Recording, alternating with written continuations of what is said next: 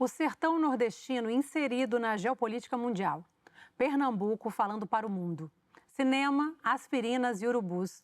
É o filme que você vai assistir hoje, aqui no Cine Resenha. Parto levando saudade, saudade deixando. Em 1942, um alemão solitário viaja pelas áridas estradas do Nordeste brasileiro, vendendo aspirinas para moradores de pequenas vilas. No caminho, conhece um retirante que quer sair da região em busca de uma vida melhor. Quando passam a viajar juntos, desenvolvem uma grande amizade até o momento em que o Brasil entra na Segunda Guerra Mundial e os dois precisam decidir qual caminho irão tomar.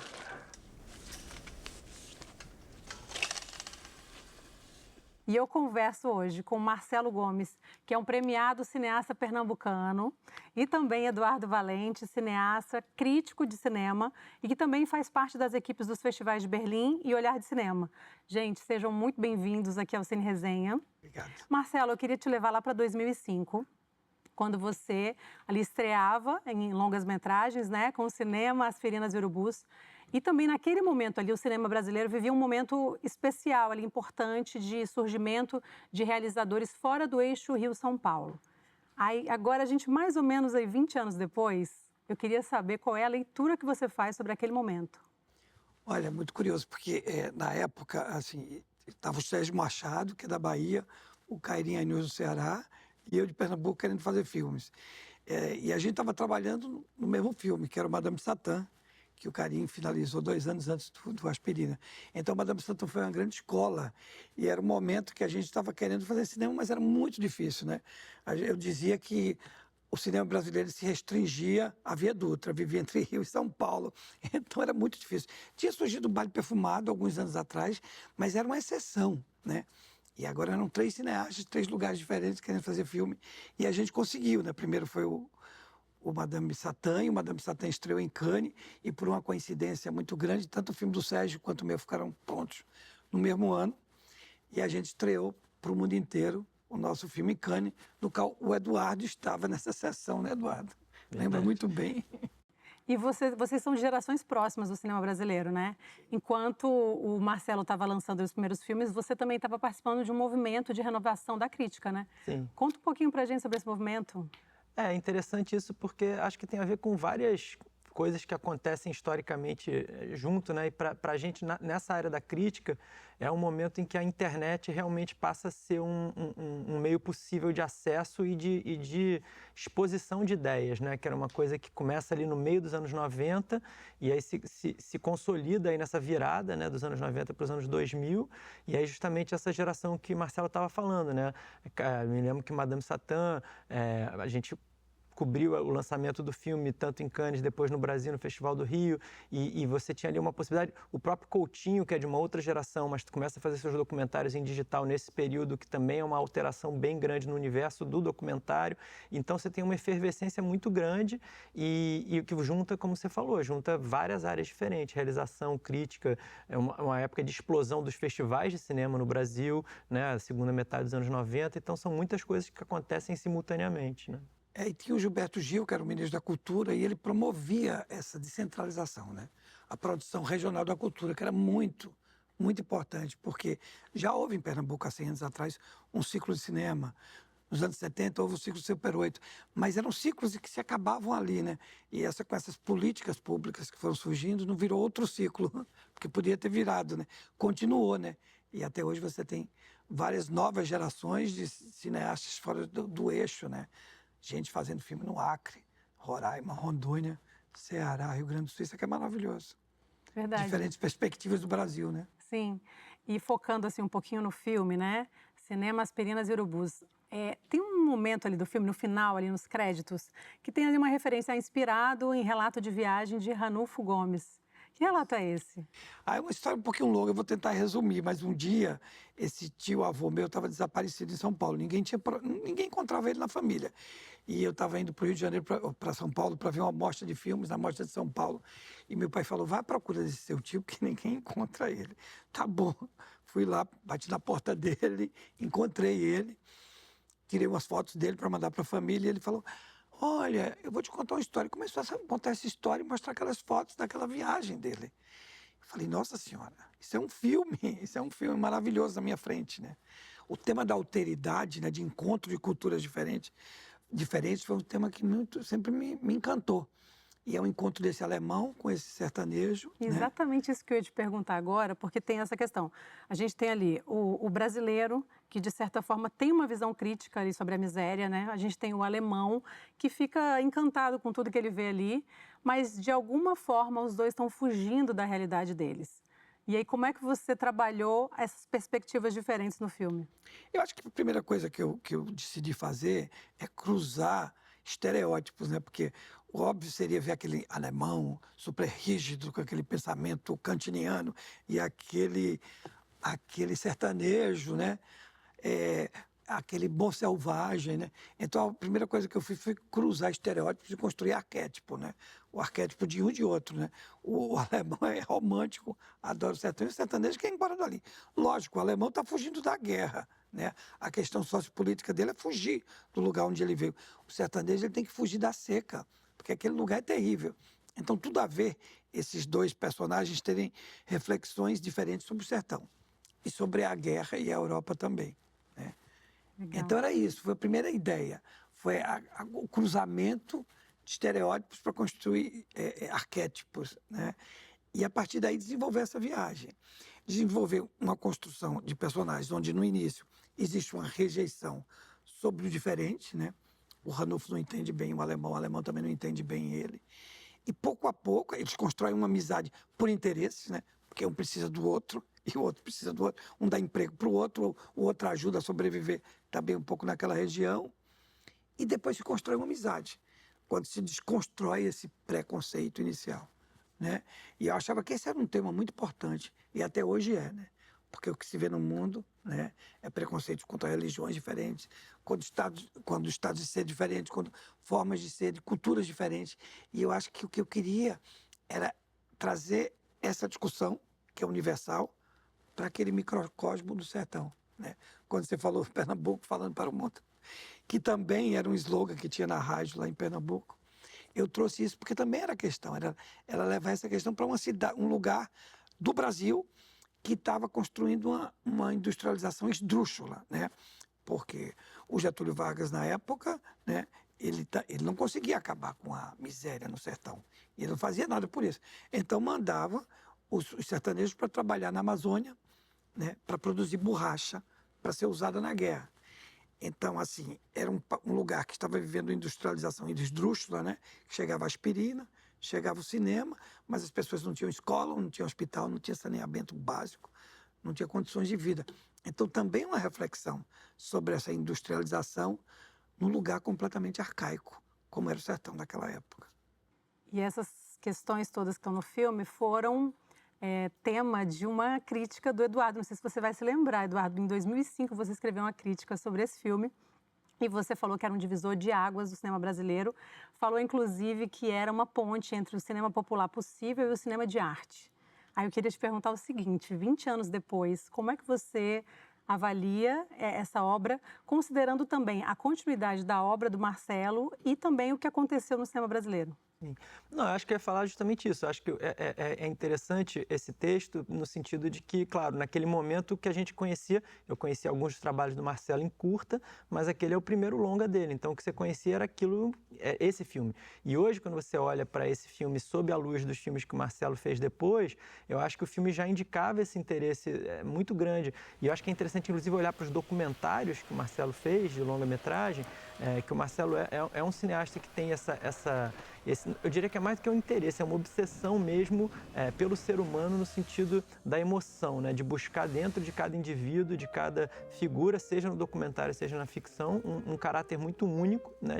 Tanto que a gente, ao longo desse filme, a gente sente que a gente conhece profundamente esses dois personagens e todos os outros, inclusive com quem eles cruzam de maneira muito rápida, eles são todos delineados de um jeito muito cuidadoso. Eu acho que o Marcelo tem uma escritura de roteiro, né, muito precisa nesse sentido, que muitas vezes o Aspirinas é um filme que você assiste e parece que ele está acontecendo na frente da câmera naturalmente, que aquilo está sendo filmado como se nada daquela história tivesse sido finamente escrita para que cada personagem traga uma informação, construa uma situação que ajuda você a entender uma mudança que o Ranulfo vai passar, que o Johan vai passar, e quando você vai chegando perto do final, aquilo tudo vai se fechando num círculo muito preciso, que para mim é muito impressionante, que é um pouco que eu falo naquela crítica, que eu falo ali da questão do primado da ficção, que era essa ideia de que tem um prazer pelo contar histórias, que é muito típico do Marcelo, e que você vai ver nos outros filmes dele depois, e como eu disse, inclusive nos documentários, né?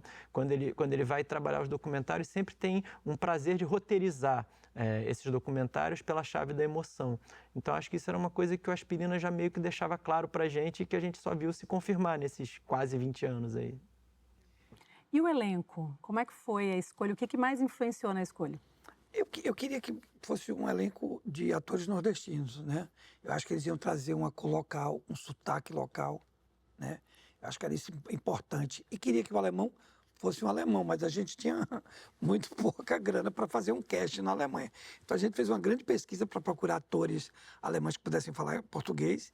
Encontramos alguns, encontramos o Peter Kettner. Ele fez o teste, a gente selecionou ele. Ele topou vir fazer um filme no sertão do Brasil, com baixo orçamento. Ele foi, vão embora, e a gente ensaiou todo o filme no Recife. E eu dei um caderninho de anotações, como esse do Eduardo, para ele, e eu falei, olha, anota tudo que você achar do sertão nessa primeira viagem iniciática que a gente vai fazer. Porque eu acho que é muito importante isso para o seu personagem. Porque o teu personagem vai ter essa mesma memória afetiva que você, né? E os atores nordestinos, eu queria que fossem atores que, como eu falei, que fossem de lá. Então a gente fez muito teste com atores da Paraíba, do Ceará, da Bahia, né? E aí descobrimos o João Miguel no meio de 260 testes, né? E o teste do João Miguel foi péssimo, péssimo. E aí eu liguei para o João Miguel e falei, João, você vai fazer o Ranulfo. Ele fez, mas como? Meu teste foi terrível. Eu disse, mas a gente precisa desses 2 olhos. E ele entendeu muito bem, né? E a gente construiu o personagem, e ele usou aqueles olhos muito bem. E é você falando do cinema popular, do cinema autoral. Alguém falou que a interpretação do João, de uma forma ou de outra, tem uma ligação com aquele olhar do Mazzaropi nos cinemas dele. Eu acho que ele trouxe um pouco do humor desse cinema que era feito lá atrás, popular, para o personagem dele. E aí vem o Irandir Santos como primeiro filme dele, a Hermila Guedes como primeiro filme dela, um monte de pessoas que fizeram o primeiro longa, né, ali. Foi uma felicidade trazer esse elenco para o filme, e que depois eles foram fazer muitos, muitos filmes, né? E um elenco de muita química, né? Tem uma cena especificamente que eles estão ali, eles estão bêbados e eles começam a simular uma guerra entre Brasil e Alemanha. Comenta um pouquinho, como é que foi realizada essa cena? Nossa, a gente tinha, sei lá, 1 hora para realizar essa cena e já estava estourando o plano de filmagem e a gente ensaiou muito pouco ela, porque cena de bêbado, a gente morre de medo para chegar num lugar meio canastrice, né? Então a gente queria deixar com muito frescor, então a gente ensaiou muito pouco a cena. E deixou a câmera muito solta, disse para o diretor de fotografia, você vai ficar solto no meio dos 2, né? E a gente fez 3 ou 4 cenas naquele dia, aquela era a última. Então eles já estavam completamente tranquilos, relaxados naquele ambiente. E aí a gente foi aquecendo, não ensaiou nada e filmou o primeiro take. Filmou o primeiro take do jeito que estava. E eu deixei o Mauro ficar ali no meio, que era o fotógrafo no meio da cena, para ele ficar meio embriagado com os 2. Então a ideia é que a gente se embriagasse pouco a pouco com a cena e com os 2, e foi maravilhosa. E agora eu que vou dizer.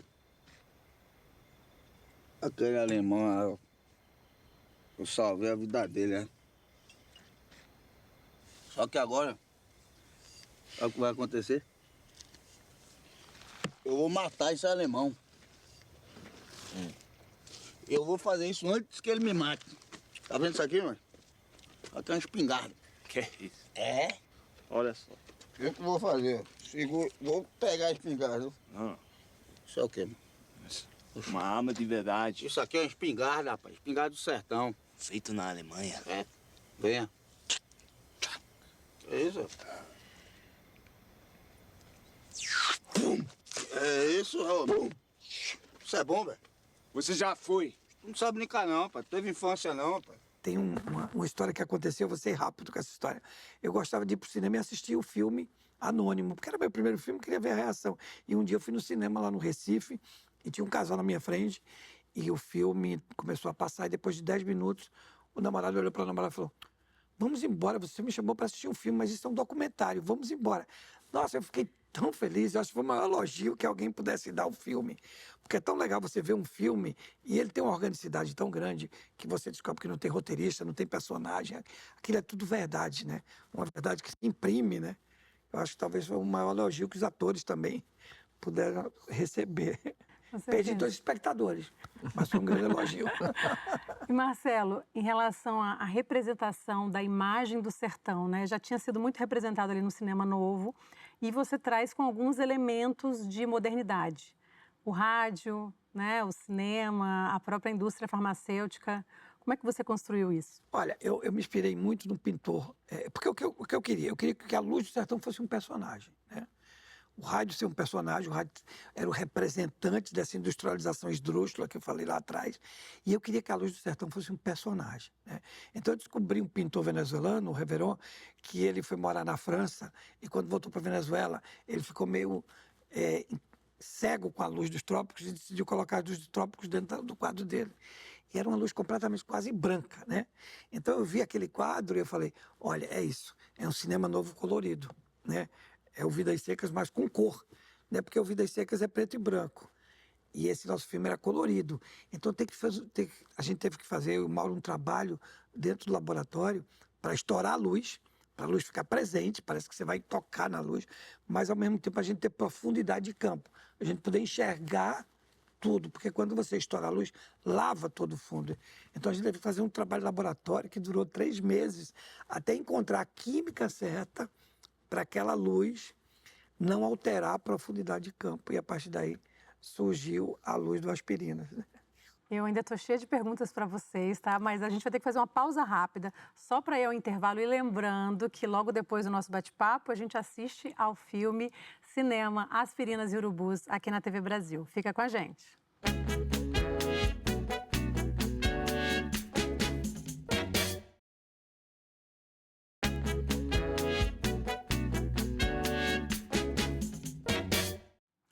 Estamos de volta com o Cine Resenha e hoje conversando com Marcelo Gomes, super cineasta pernambucano, e também Eduardo Valente, super crítico, todo mundo é super aqui, super crítico de cinema. Marcelo, é o seguinte, você, além de grande escritor de personagens, você também é um exímio diretor de atores. Você, inclusive no seu filme recente, Paloma, você lançou Kika Sena aí numa performance premiada.